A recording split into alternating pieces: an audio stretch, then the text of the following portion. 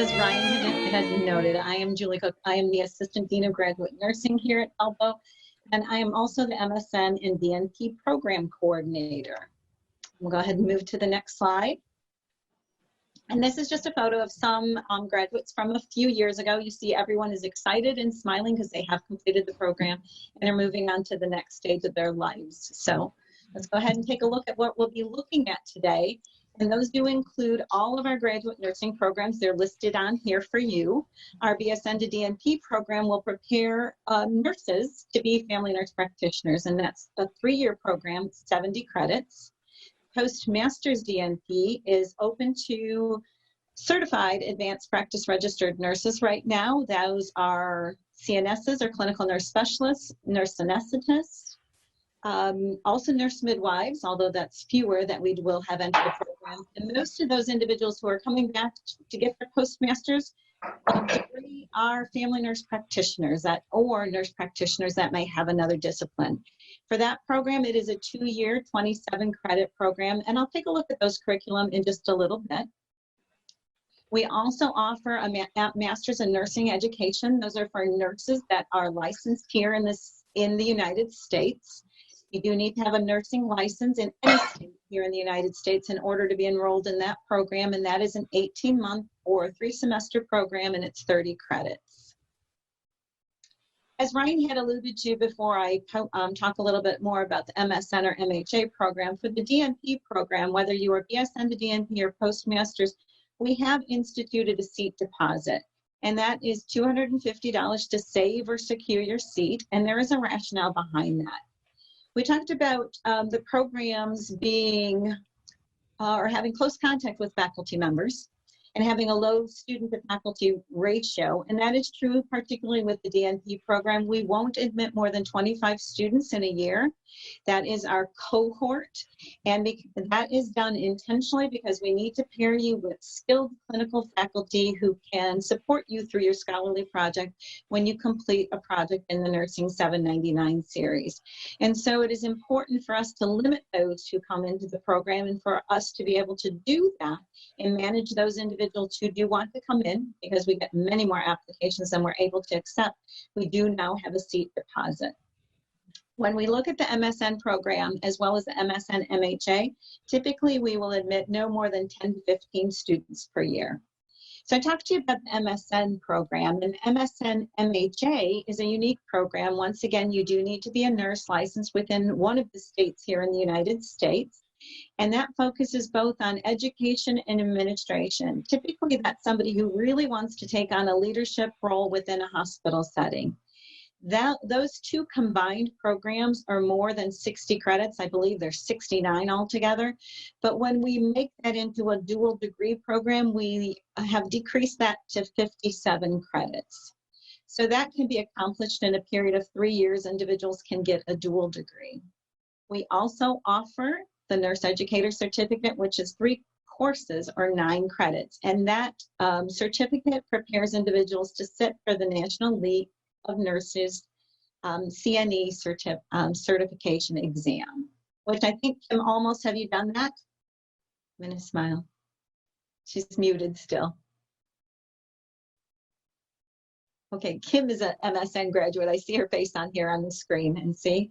So what you do recognize from that is, yes, we do know our alumni and do try to maintain close contact with them as well.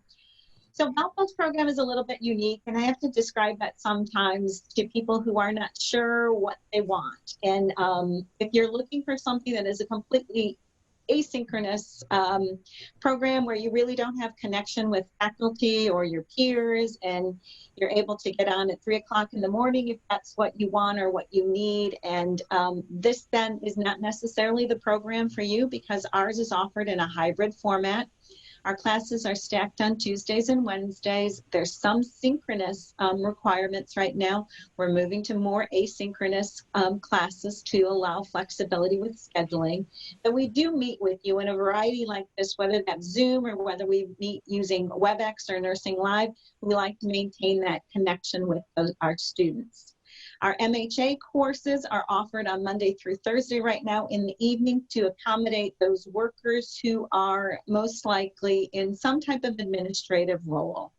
And our nurse educator certificate is transitioning right now to an all online or asynchronous format. So what is that hybrid model? And Ryan just flipped through a couple of slides to you. You're actually in a classroom setting. If you want to come to class, you are welcome to come to class, and you can sit in room 15, which is one of our hybrid classes, and you would be then seeing an instructor as they taught in the beginning in the front of the classroom. But the classroom also allows for some flexibility. As you see here on the screen, there are students that are attending on campus, and this is a more discussion-based course. So they're in a U shape so they can interact with each other. But you'll also notice in the back, what you're able to see, there would be people attending online who would actually physically then be able to be in the classroom, be seen and heard, ask questions of the instructor, interact with their peers all at the same time.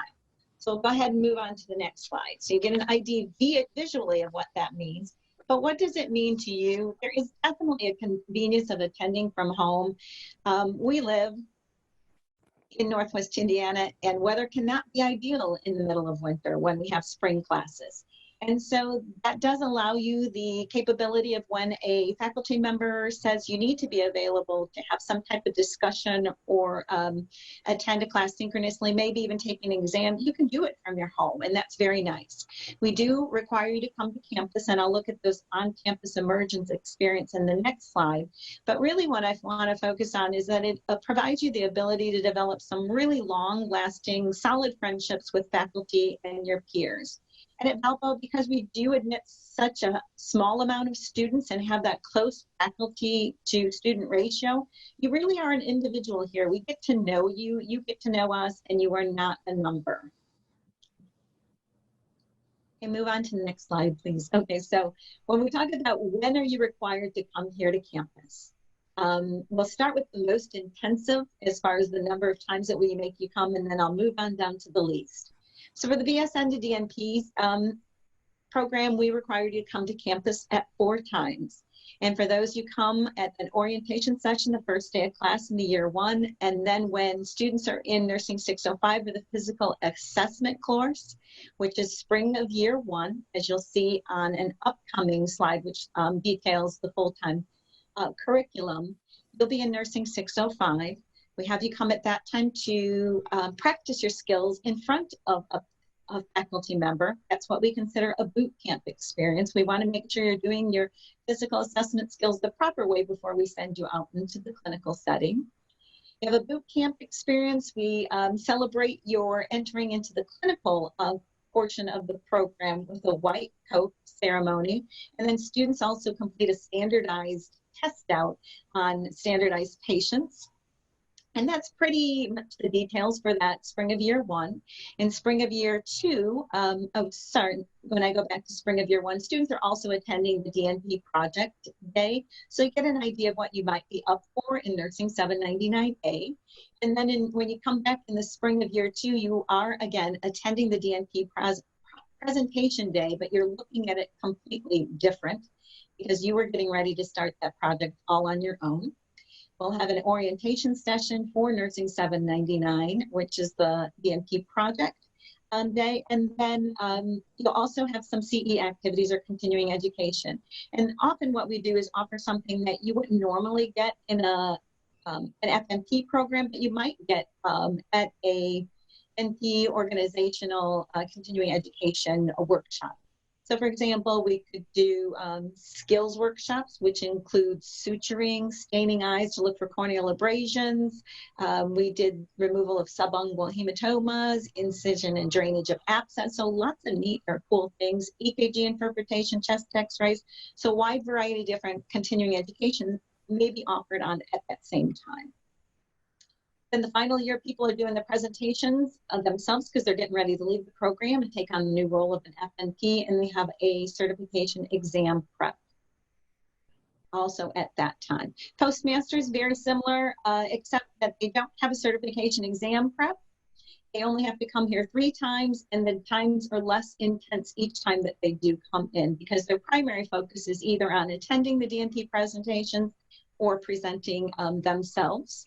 And then for those who are in the MSN program, the MSN-MHA dual program, or the nurse educator certificate, we are typically asking them to come to campus only once.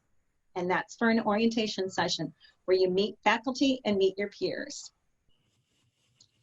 So as we focus on what makes our DNP program, and then I'll move on down to each program unique, is that we actually were the first BSN to DNP program that launched in the state of Indiana. We did that in 2009. We actually started with our postmasters the year before that. And like many programs across the nation, we are accredited by the Commission on Collegiate Nursing Education. We will be undergoing our site visit for that in the fall. They were scheduled to come out in April, but due to COVID-19, they're coming in the fall. So if you are even a new student enrolled in the program, you may be asked to participate in a student session with the site visitors. So this is our BSN to DNP curriculum. It is available online, so I'm not going to go through it in any detail with you, but just to let you know that there is a logical flow or a sequence to the schedule of classes. As you see in fall of year 1, Bio 590, that's a prerequisite for advanced health assessment and pharmacology, which occur the following semester. And those are prerequisites for the FNP didactic and clinical courses. You do see that you have one summer session, and that's in summer of year 2, and that's where you do your DNP project development. And then you'll take that through an implementation and then evaluation as you're getting ready to leave the program. So 70 credits done over 3 years. Go ahead and move on to the next slide. And you see in comparison, there's 27 credits here in the Postmasters DNP program. Important to know is that fall and spring are full-time plans of study. If you do need financial aid, you have to have at least 4.5 credits, and we don't offer a 0.5 credit class. So if for some reason you do need or want financial aid, when it comes to summer of year 1, you will need to talk to Professor Lindsay Munden, who will actually have the last portion of our session for today about needing to take a nursing 690 or course intensification so that you have 5 credits during those 3 semesters. I always find it challenging to really describe how this works for students, because you have to take a 1-credit course that costs $715 in order to defer paying on a 3 or 4 credit course. In this instance, a 4-credit course, that's $2,800. So, but I do understand that for some individuals, it is important that they are delaying, the payment of that tuition, and so they do need to qualify for financial aid. We'll go ahead and move you to the next slide. The BSN to DNP degree, as I noted before, is preparing individuals as family nurse practitioners. And as such, there are a number of clinical hours here. If you total them up, you are going to get the number of 700. The minimum requirement for sitting for certification examination is 500. Most master's programs have about between 500 and 600 now, but we have 700, and an additional 420 hours is allotted in nursing 799. So go ahead and move to the next slide if you would, please. But prior to entering any clinical setting, so that for those BSN to DNP students would be nursing 722, you need to complete the 3 Ps, or pathophys, pharm, and physical assessment, and you also need to be clinically cleared. And our clinical clearance information is listed here on the slide. Go ahead and move on to the next to save time, because you'll see this again. For those in the BSN to DNP program, the clinical courses are nursing 722, 32, 42, and 52. And we have a select list of preferred preceptors within the region and beyond. Those are preceptors that we would prefer that you spent your time with, and that usually prefer taking Valpo students.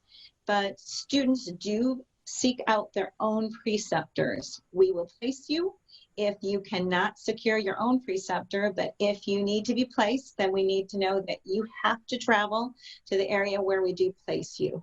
Okay, so sometimes that might even be getting an Indiana license if you're not from the state of Indiana. Okay, so when we move on to Nursing 799, that series, those project site facilitators, very commonly for the BSN to DNP students, those are the same type of people that they would have served as your preceptors in Nursing 722 to 52. Physicians, advanced practice nurses, PAs that have prescriptive authority, but it just can't be where you work, a close personal friend, or a relative. That same does pertain to the project site facilitators. Most commonly, the BSN to DNP students are going to complete a site at, with a preceptor that they're currently using for another clinical course, or one that they've used in the past. And our postmaster students, because they are advanced practice nurses, will most commonly undertake this project, which is a quality improvement project at their place of employment. I've listed some examples here on the slide for you, but for the sake of time, we'll go ahead and move on to the next slide. And the next complete topic, right? So our MSN degree, once again, is open to nurses who are licensed in any state within the United States, but you do have to have passed NCLEX and have a nursing license. And that's because as you take a look in fall of year 2, there are 2 clinical courses that are required. One, you're teaching others, and another one is a direct care practicum. And that is a requirement based on our accreditation process. So CCNE does require that individuals within an MSN program that have a nurse educator focus now have some type of direct care clinical focus as well. So once again, this is listed. I won't go through it with you, but it is on our website. In Nursing 653, I want to compare those two, 653 and 680. 653 is 35 hours as a clinical nurse educator in your area of interest, which you express when you first enter the program. Options are listed here on the slide for you. And Nursing 680 is a different focus. You are now applying your advanced knowledge to patient care and patient education in your area of interest, and that is 70 hours. Just like the other DNP courses or within the DNP program, students who are in Nursing 653 and 680 do need to complete the 3 Ps, and they do need to be clinically cleared before they enter those clinical courses. So who can serve as a clinical preceptor for those who are in MSN program? For Nursing 653, it can be a clinical instructor that's from Valpo, because many times our students will assist Valpo clinical assignments, but it can be with the students choosing someplace closer to home. Also, the 680 preceptors, when you're doing your direct care practicum, are very similar to those within the DNP program. So we'll go ahead and move on to the next slide. MSN-MHA degree, you won't see the curriculum laid out for you, and that's because it is a very flexible curriculum that is laid out specifically for individuals and to meet their needs. 3 years of study, and I'm going to move on to the next slide just for sake of time here. What I do want to let you know is that the MSN program, students are taking classes with that. They're stacked again on Tuesdays and Wednesdays. So sometimes a student will want to take an MSN class on a Tuesday and take an MHA class on a Tuesday night, an MSN class on a Wednesday and take an MHA class on a Wednesday night. But students also have the option of completing the MSN program first and then moving on to the MHA, or doing that opposite too. So advising within the MSN program, or component of that, is undertaken by the graduate nursing advisor within the College of Nursing and Health Professions. That's Professor Lindsay Munden, who you'll meet in just a second. Advising for the MHA courses is undertaken by Dr. Kim Genevieve. She's the program director for the MHA program. Now, just briefly to take a look at our nurse educator certificate, it is 3 courses. It allows you to sit for the NLN certification. That usually isn't so hard to pronounce, but it is Nursing 651, 652, and 653, and those courses and a course title are available on our website. As I noted earlier, those courses are currently available in an online format. We are moving to a more asynchronous online format. So if you do have questions about those programs, any additional information I can provide to you, please reach out and just send me a question, and I'll be happy to answer it via email. Any questions right now? Okay, we'll move on. I'm going to go ahead and mute.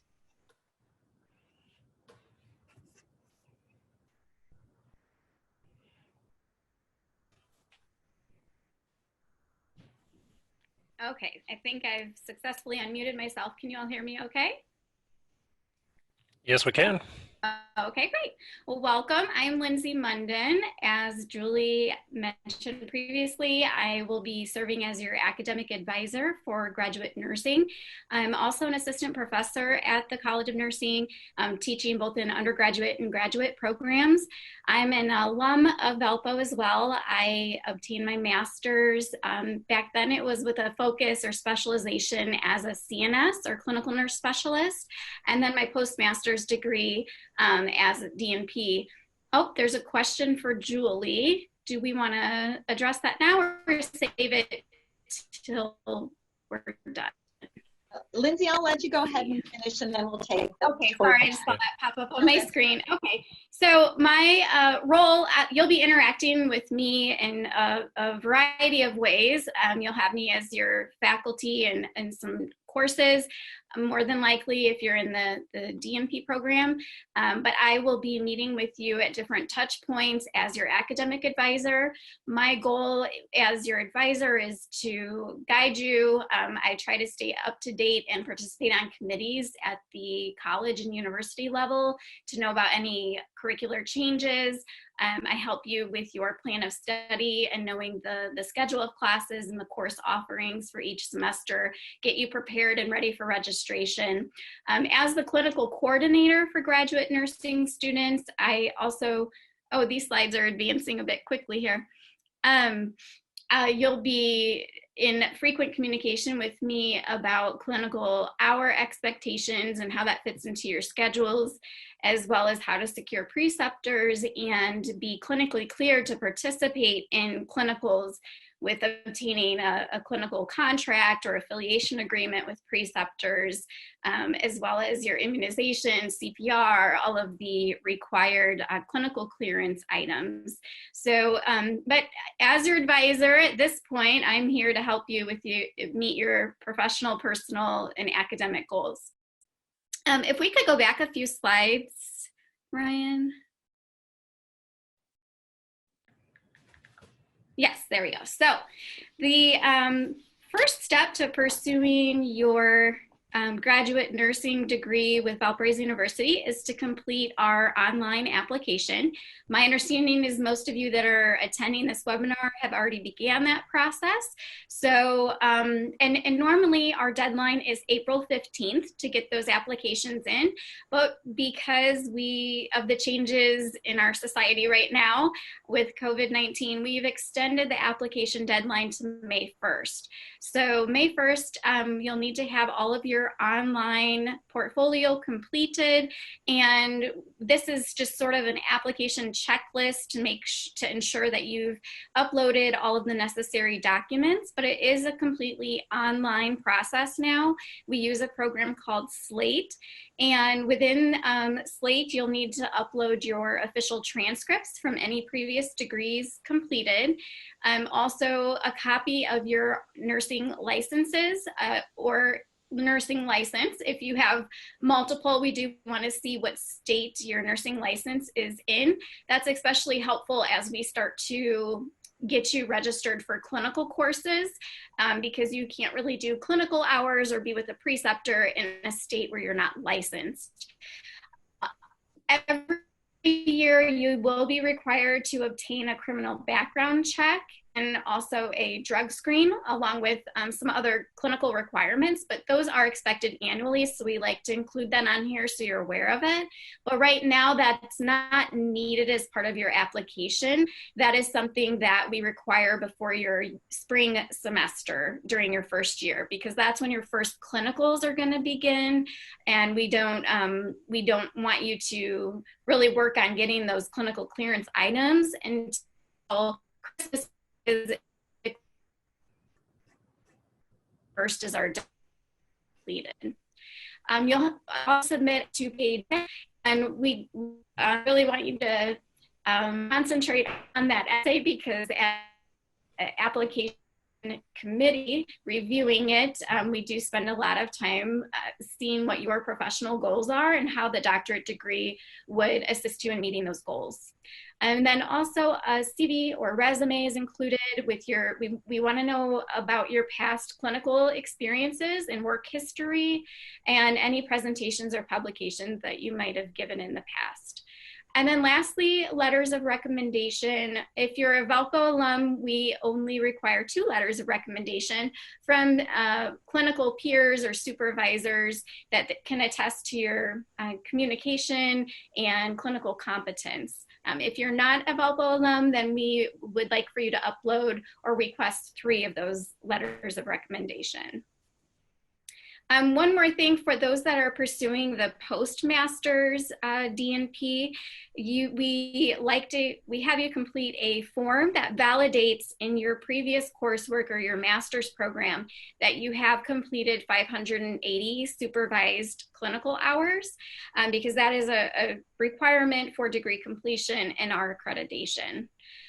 Also, you must be licensed to submit the application to us, although I understand being a BSN-DNP program, a lot of you may be taking your boards or NCLEX just during this summer or maybe early August. We've had that with students in the past, and that is acceptable. We just need to know that you're eligible to sit for that licensure exam, and it does need to be taken and you need to be licensed before the start of spring semester, because we can't have you in the clinical setting until you have your license to do so. Okay, and then this is just a review of what's required for applications submitted to the graduate school. Again, that deadline is May 1st. I believe they've waived the application fee right now. And then after you've submitted all of that electronically, the graduate school reviews the information to ensure it's completed, and then they pass it along to the College of Nursing and Health Professions. There is an application review committee that meets at the College of Nursing and Health Professions, and then we give our recommendation of selected applicants to the graduate school. They will then send you the notice through the graduate school via email of your acceptance or extend an offer for you to enroll in our program. Okay, after you've received the email with an offer to or acceptance letter or notice from the graduate school, then the next action by you would be to confirm your intent to enroll in classes. So there's usually a link that they'll provide in that acceptance email, or they'll give you further instructions on how to notify us of your intent to enroll. But it's just as easy as, yes, I plan to enroll in fall classes, or no, I've changed my mind, I'm gonna wait until next year. There's been something in the water lately with some of our students, and a lot of pregnancies, so they've made a decision to maybe defer. So we just like to know if you do plan to enroll in fall semester. And for me, it's very helpful to know your plans of whether you'd like to attend full-time or part-time, what your goals are, so that I can best help you develop a plan of study to meet the degree requirements. You'll then, after you confirm your intent to enroll, will receive a welcome email from me, which includes information about our orientation session. We try to provide you with those mandatory on-campus dates.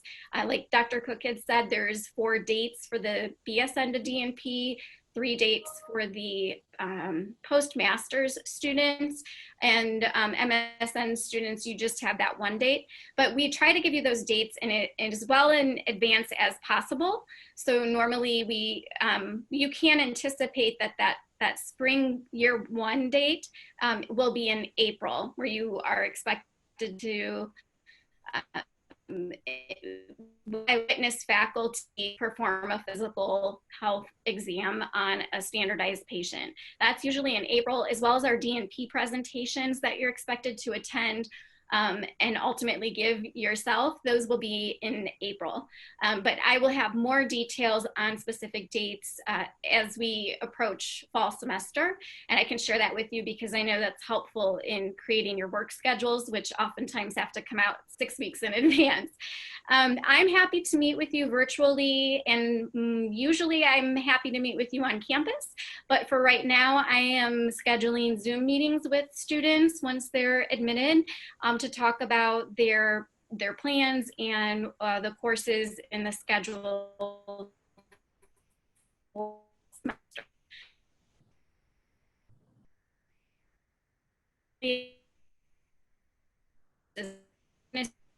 Every course and faculty member is different, and so I can help you with answering some of those questions. I work closely with faculty and Assistant Dean Cook to learn about each of the individual programs and guide you to the best of my ability.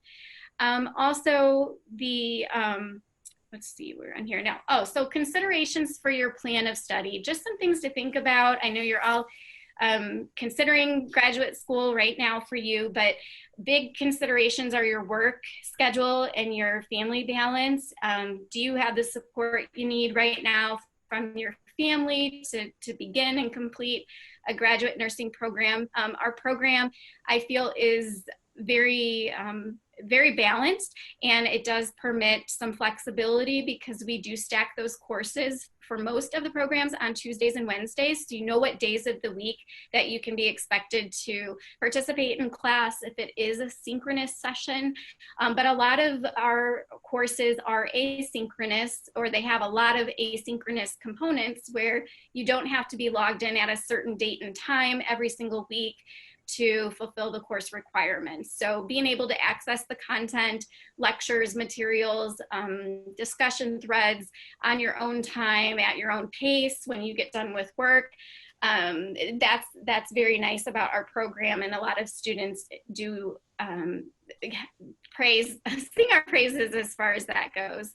But the program is a little more rigorous than an undergraduate course of study. We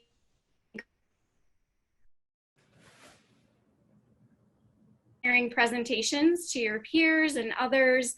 There's going to be extensive reading, and you'll need to, you are expected to write at a scholarly level. There's a lot of writing.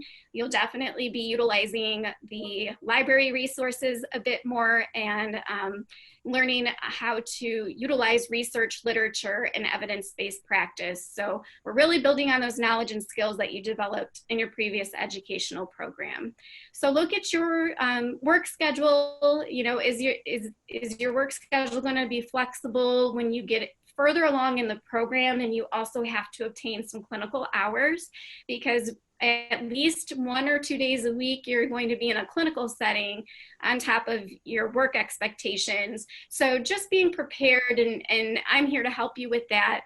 Looking at financial aid, that's a consideration too. So we work with students. If you need to be full-time, I can help guide you on courses or independent studies to get you to that full-time status to qualify for financial aid.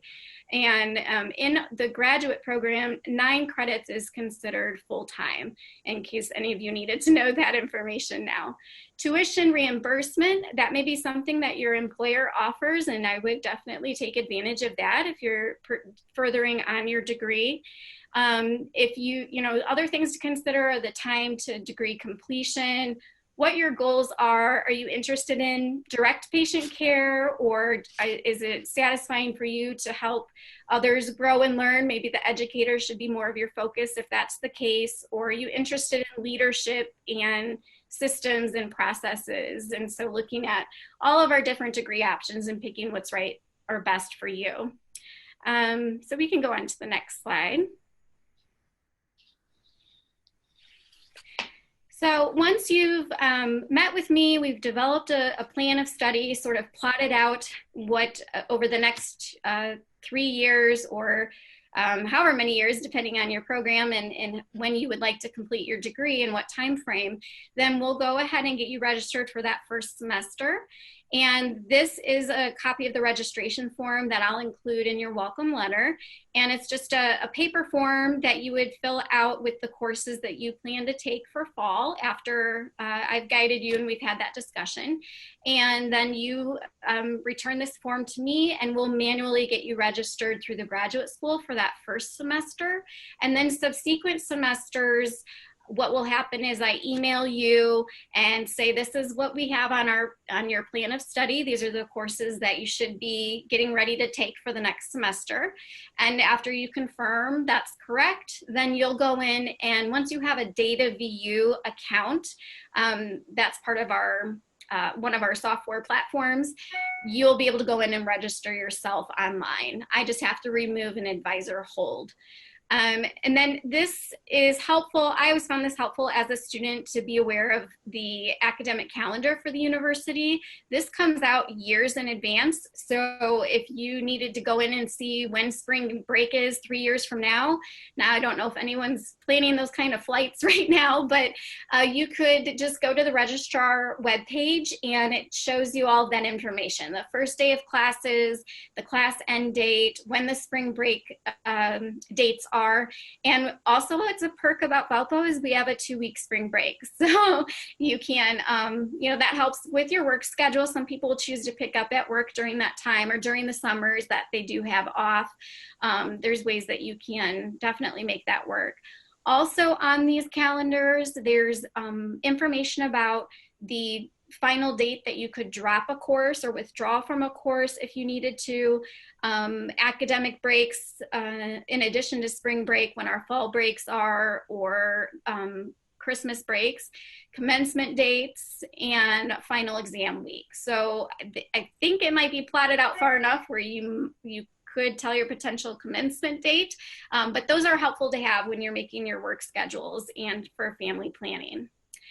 Orientation, you will be expected to attend 2 orientation sessions, and you'll be given information about these in your welcome email from me as well. The first is the graduate school orientation session. This is in August, usually a week before classes start. And during this session, they're going to be giving you information about campus resources. It's also offered in an online format. So if you're unable to attend on campus physically, they will be providing you a link to the information online.